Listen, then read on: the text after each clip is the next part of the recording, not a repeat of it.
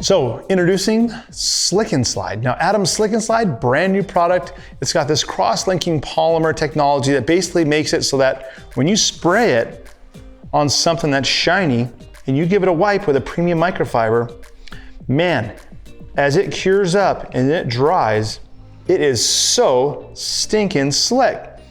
The fingerprinting is almost impossible, okay? And it adds a crazy gloss. Now, is it our detail spray? No. Is it a replacement for the detail spray? No. Slick and Slide is slicker than our detail spray. It's more like a combination of a detail spray plus the H2O Garden Gloss, leaving that super slick finish.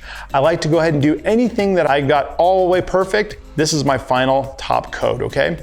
I would not use it as a drying aid. The detail spray is still your go-to product as a drying aid. This is quite actually the slipperiest product in our product line. Next level gloss, next level in slickness, and 110% guaranteed to blow you away.